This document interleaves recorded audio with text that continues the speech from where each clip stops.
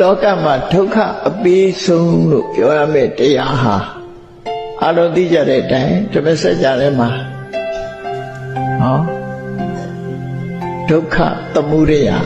ဒုက္ခကိုထုတ်လုပ်ပြီးဒုက္ခကိုဖြစ်စေတဲ့တရားဟာဘာလဲလို့ဆိုတဏှာပဲဖြစ်တယ်